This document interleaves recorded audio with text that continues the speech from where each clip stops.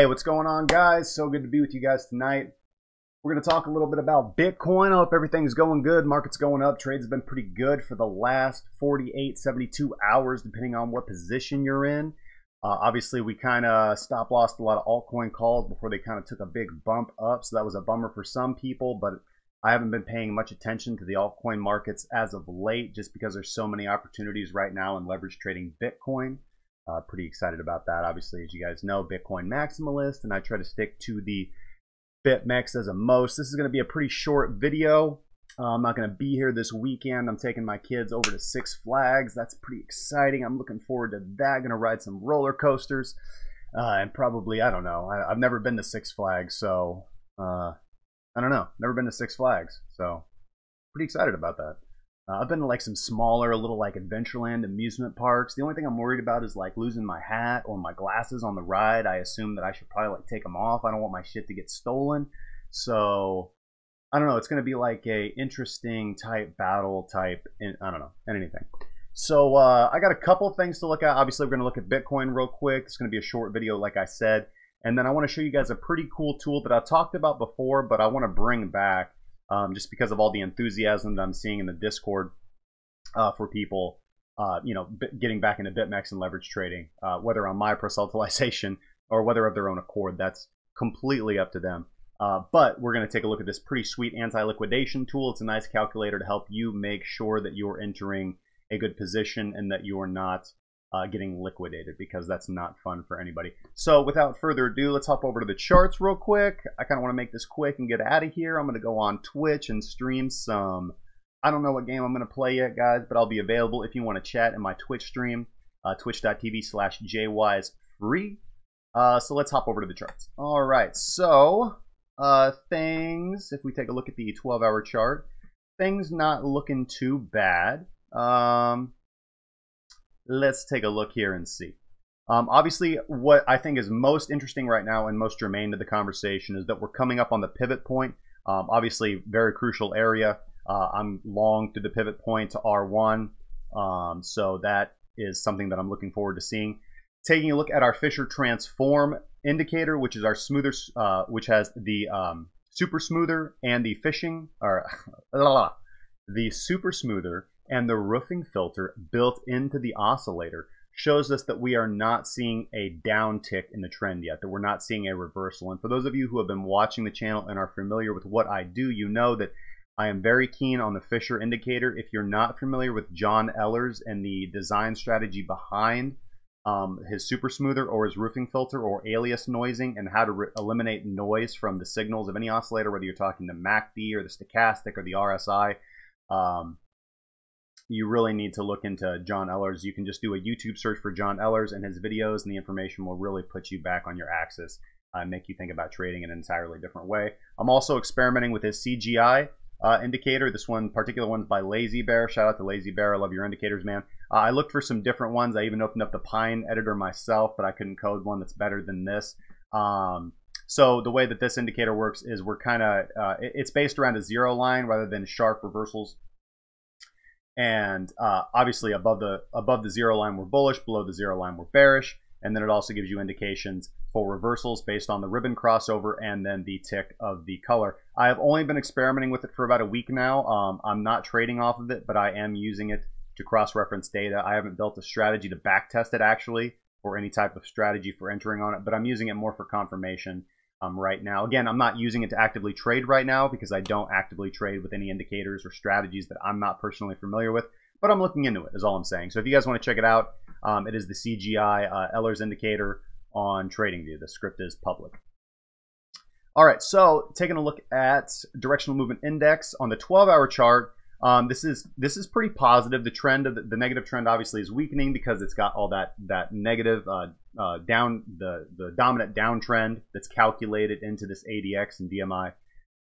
DI plus is below DI negative, but we see that obviously going to be reversing here in the negative future. And then if we can get the trend, obviously we didn't go all the way up to 50, so this isn't a strong reversal of the trend completely stopping. This obviously is an indication to us on the 12-hour longer time frame that the negative trend has weakened significantly and that we are starting to see and going to see more bullish momentum. Obviously, the bearish momentum at the moment was greater than the bullish momentum, but that has reduced significantly. So obviously very good. Doesn't take a genius to point this stuff out, but I just like to point the simple stuff out before I get into the more complicated stuff.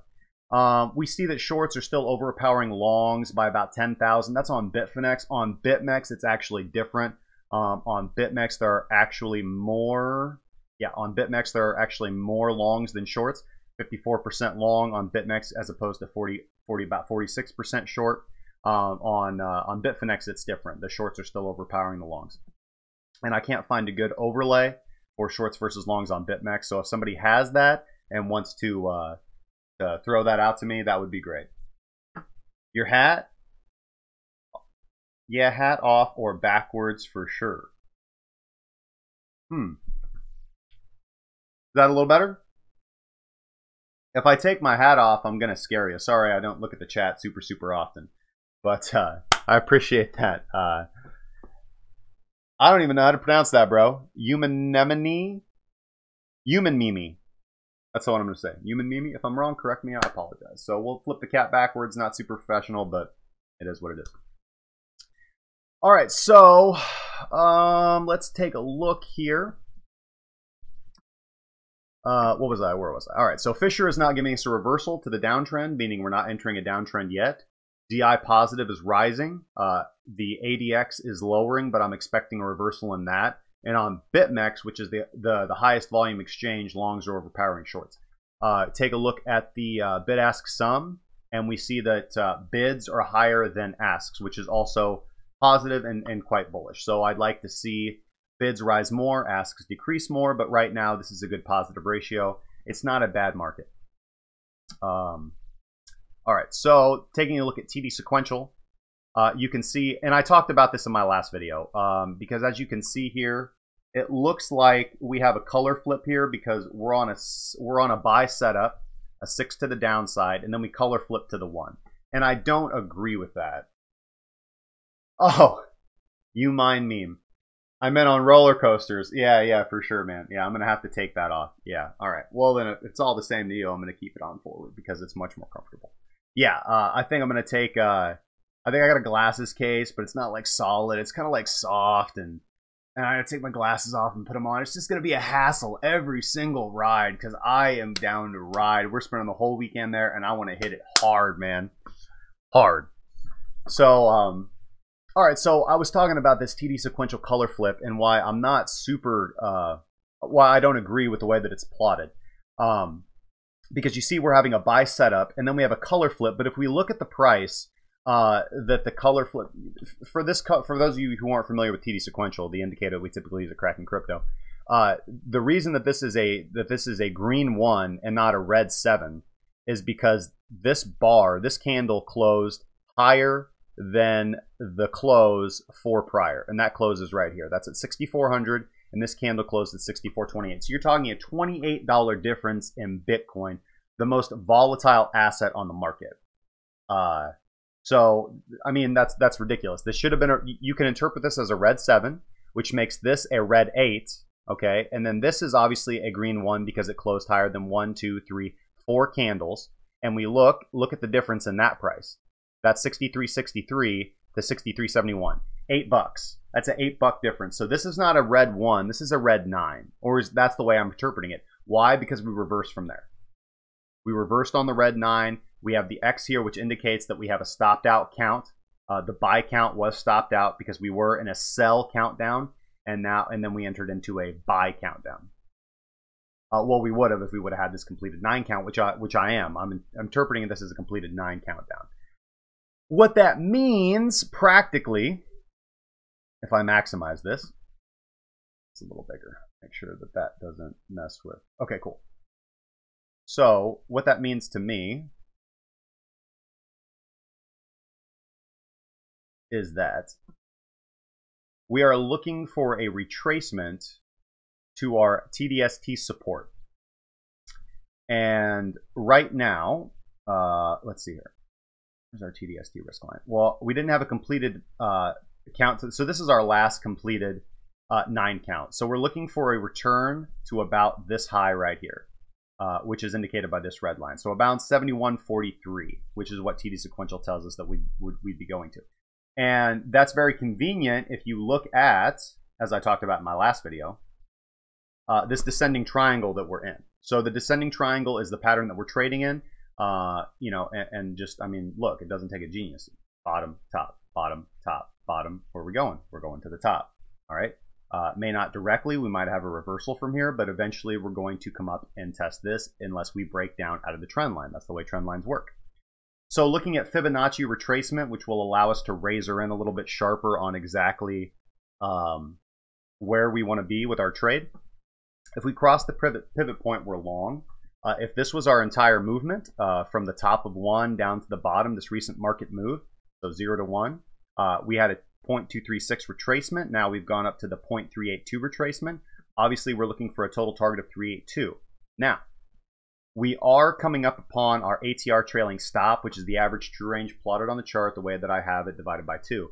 So this is the average momentum or volatility range away from the current price. And if we break this, obviously we're bullish. Below it, we're typically bearish. So we're coming up on a couple resistance points: the pivot point, the trailing stop, and the 382 Fibonacci point. So I've got a couple buys in the market. I'm expecting a retracement to the 236, a potential 236 retracement. So I've got a long position opened here with my stop loss below support. And then I've also got a long entered assuming we break the pivot. So I've got a limit order right up here at 66.04. Actually, that's not the exact value that I have. I'd have to pull up my calculator, but that's about right. So good opportunities for longs, and we're going to talk about the anti-liquidation chart if you guys are trading longs, because I want to make sure that you guys, not every trade goes your way. I mean, I am a very successful trader. That's how I make my living. But there are times where I'll have successive losers. That's just how trading goes. You're not going to win every single time. The important thing as a trader is to make sure that you have tight stop losses, good risk management, that you're investing the proper amount of capital, and that you're playing the exchange right. I was just having this conversation with a couple of our moderators, and the biggest thing is not always the charting, not always knowing which way price is going to go. I mean, that's a huge part of it. You got to look at the charts, you got to lay on your indicators, you got to develop your strategy, and then you got to figure out, okay, based on all that, where do I want to enter, where do I want to exit, and where do I want to stop out if price goes against me? Those are three very critical things, and you need to know those three numbers every time you go into a trade, and that's going to be dependent upon your strategy. I trade TD sequential mixed with Fibonacci. I use pivot points to kind of give me more razor sharp. So to explain that, pivot points and Fibonacci give me targets, okay? They let me know what numbers the price would like to go to, all right? TD sequential tells me momentum and how likely price is going to continue on into a trend, and then I use a couple oscillators to enhance that. My Fisher transform, my ADX, and then I also look at bid-ask sum and longs and shorts. That's more, the bid-ask sum and the longs and shorts is more to give you, again, a more general indication of, is the market bearish or is the market bullish? Is this a good place to enter? So I think it's not a bad place to enter. So I said I've got a couple buys here upon the break of the pivot point, in which case I'm long to R1, but really my first sell is here at the 0.0618. So a potential entry upon the break of the pivot. Again, the pivot is about 6,600. If we break 6,600, I'm expecting a price movement up to about 6,900, 6,889. And you know, you can obviously ladder your sells upon the way. Laddering your sells up is a very good way. Protect, lock in your profits. And then I've got my stops based upon my margin level and my risk level. So currently, I think with my capital on BitMEX, my risk is 10%. My capital on BitMEX is a little less than my overall portfolio, so I'm willing to trade at a higher risk level than my typical 3%, which is what I would trade with my regular portfolio. So this all depends on your strategy, your portfolio, how much money you have. Let's see here. Take a quick look at the 1 hour chart. See kind of what's going on right now. And we can look and see, I mean, you can clearly see why I use TD sequential. Where did we reverse? We reversed on an 8 and on a cancellation of the setup. We reversed on a 9 to the downside. We reversed on a 9 to the downside. And now we're looking at a 7 of 9 to the upside. The two previous times I said downside, I meant to say upside. Sorry about that. So we're looking at a 7 to the downside. And here's our risk level at the 66.25, around there. So the reason that I set a strong buy at the retracement, at the pullback to the 236, is because of looking at the 1 hour chart. Fisher Transform is not giving us a reversal yet. ATR is not looking super volatile, which means it's not a bad place to buy in because the market's not super volatile at the moment. We always want to buy into a level of low volatility. Always remember that. But yeah, based on the 1 hour chart, I would expect a short pullback. Based on this last one we've seen an average of about a 2% pullback. Yeah, about an average of a 1.5 to 2% pullback. So I'd expect a 1 to 2% pullback, maybe even a more drastic pullback to the 0.236 Fibonacci level, and then for price to move up is my current prediction. So I've set my sells, I've set my longs, I've got my stop set, and I'm going on vacation for the weekend, guys. So real quick before I leave, I just want to go over this anti-liquidation tool. You can find this at antiliquidation.com. And this is a really useful tool for calculating your BitMEX sizes. So it automatically calculates Bitcoin price based on the CoinMarketCap API data. And so all you're going to do is you're going to go in here and you're going to put in your capital. So how much do you have on BitMEX? How much actual Bitcoin do you have on there in Bitcoin? So let's say you have like, I don't know what, say you have 0.1. Or I'm sorry, 0.1 Bitcoin. You got about $2 grand. Or I'm sorry, you got about $1 grand. Actually like 800, sorry. Now your risk amount, 3% is a safe, and then you could go to your chart. So I'll use my example. Okay, so if my entry price right here is at 65.89, we would go, okay, so 65.89, I've done my long and short position here. All right, we'll look at my long and short position here. All right, so the distance to my stop is $197 for this example, 197, and the distance to my target was $300, okay, for this particular example. And then my entry price at 60, actually I got in here at 65.52, so 65.52.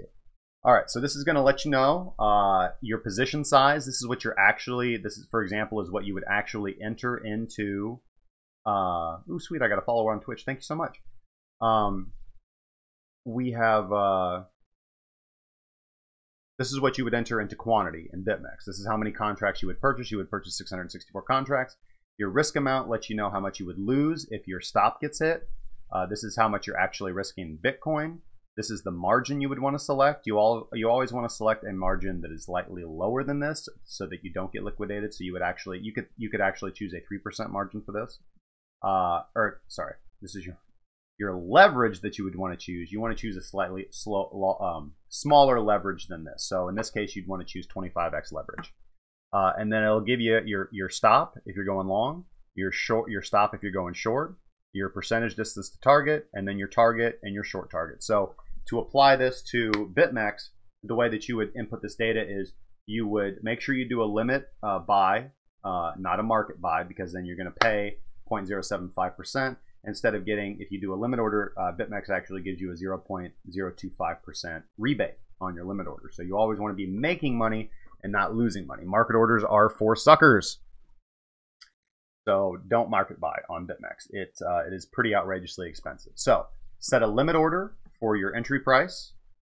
Make sure that your liquidation price is lower than your long stop if you're going long. After you double check that, make sure you click buy and that your leverage is on the slider less than the leverage indicated here. So move your slider down to 25x leverage in this particular example. 664 contracts. And then as soon as you do that, you want to set a stop limit short, a stop limit sell at 63.55. Close on trigger. And make sure that you use the index price, not the last price, so that you don't get fake liquidated by rapid spikes in price. You want to make sure you use the index price, close on trigger for your short stop. And then you also want to set a limit reduce only sell or short for your long target at 68.52. All right, so you should have, you'll be putting 3 orders in quick succession every time on BitMEX. You'll be entering your buy, you'll be entering your stop, and you'll be entering your take profit. Never leave home without these three. Never open a position on a leverage trading or any exchange and just leave it there. You're going to get liquidated. You're going to lose money. So this is a very useful tool. Again, antiliquidation.com. When I post the video, the link will be in the description down below. That's about it, guys. I'm going on vacation. I hope you guys have a wonderful weekend, and I will see you when I come back. Peace.